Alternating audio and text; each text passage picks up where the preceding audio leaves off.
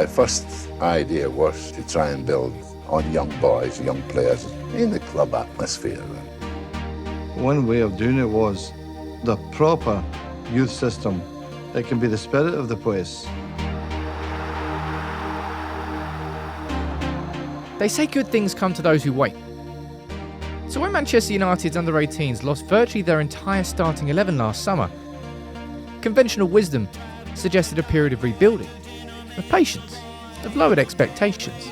But convention didn't account for Adam Lawrence. When you arrive at this club, you just want to be playing football, put on the Man United shirt and show people what you can do.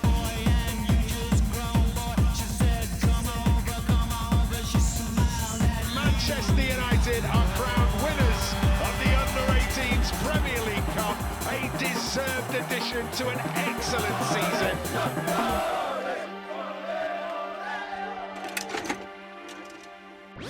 The story begins with a fundamental philosophy: development over results. Lawrence's approach is a careful dance of tactics and individual potential. Now, Lawrence wasn't new to the club. He joined from Charlton in January 2021 and initially led the under-16s and oversaw player development from the under-13s through to under-16s. When he was asked to step up with his players to the under-18 at the start of the 2023-24 season, something happened. United had been competing in the top four of the under-18s Premier League, but hadn't managed to break City's dominance since their 2017 title win. Manchester United's under-18s weren't just good. In the 2023-24 season, they were almost unstoppable.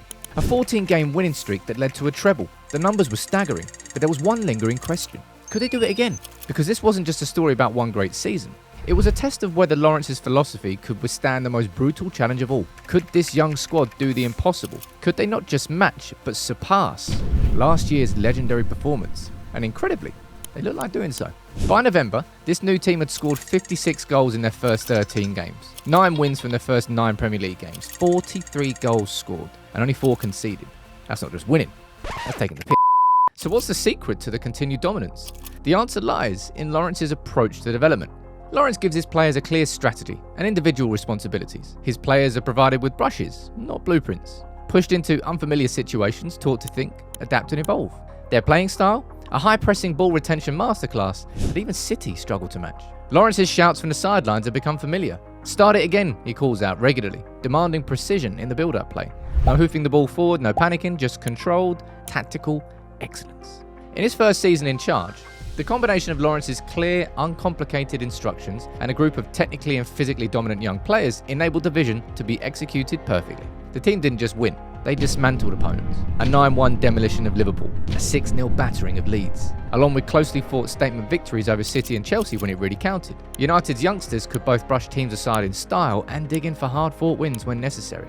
Now, Lawrence rotated his teams a lot. He used a combination of players playing under-18s football for the first season and more experienced players. There was a crop of older players that were part of what was perceived to be the strongest 11. Here's United's starting 11 in the national title final against Chelsea.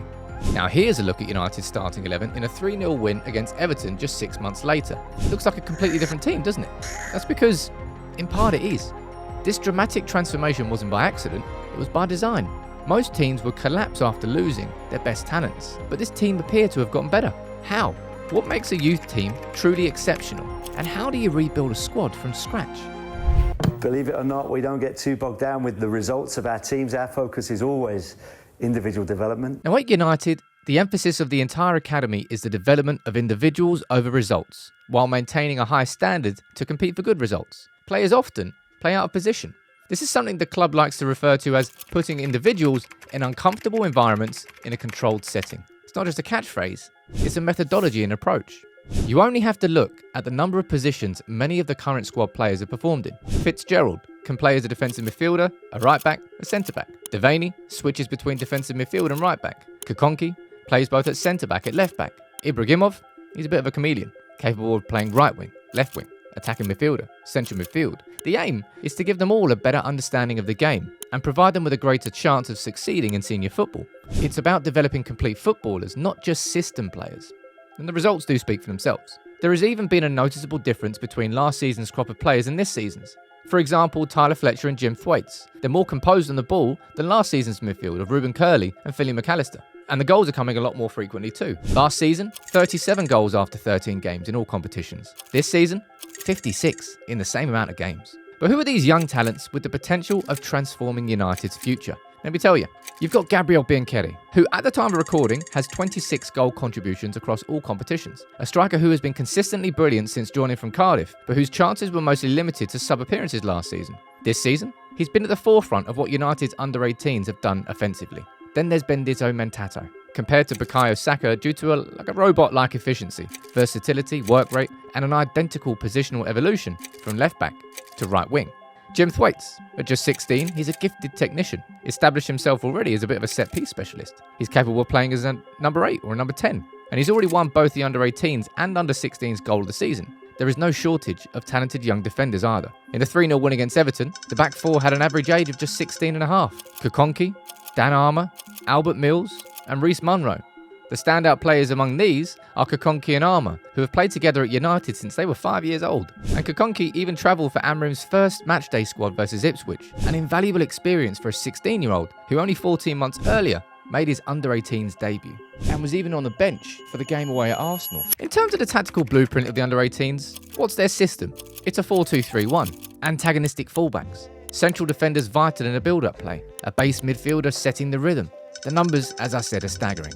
37 goals in 13 games last season, 56 goals in the same amount of games so far. It's a record-breaking pace. This group of young players are reminiscent of Chelsea's famous 2014 generation in their dominance. Mason Mount, Tammy Abraham, Fikayo Tomori, Dominic Solanke, Trevor Chalobah, all came from that team and all have gone on to have good careers. Could United's group of youngsters go on to replicate or even surpass their achievements? The opportunity is certainly there. In all key struggle positions for United, there is a genuine first-team option for the future, potentially being moulded in the academy. Left wing-back, right wing-back, central midfield and centre-forward. And unlike the 2017-18 team that relied on a handful of star performers, this group thrives on depth and tactical adaptability, which should see them become even more formidable pros. Of course, this isn't just about the talent though, is it? None of this would be possible without the right people in place to nurture it. And Lawrence's balance of strict tactical adherence, in combination with encouraging his players to express themselves, it helps and it all combines. Timing is also a factor. Remember those changes we mentioned at the start? INEOS' arrival, Ruben Amorim's youth-focused approach, and a revitalised academy infrastructure means that the emergence of such a great number of young talents is perfectly coinciding with a new hierarchy at United who have a history of creating pathways for academy players. What's unfolding at Manchester United's academy right now, it transcends typical youth team success. Under Lawrence's guidance, this squad hasn't just overcome the challenge of wholesale change, they've thrived beyond expectation. A system that develops well-rounded footballers rather than specialists is setting a new standard for academy excellence. The timing could well be a perfect storm. The individual quality is evident throughout the squad, but it's the collective understanding and tactical sophistication that I think does set them apart at that age. This doesn't just look like another talented youth team. It's a testament to what happens when gifted players meet excellent coaching in the right environment. Now all that's left for them to do is be given a clear pathway to the first team. Over to you, Ruben.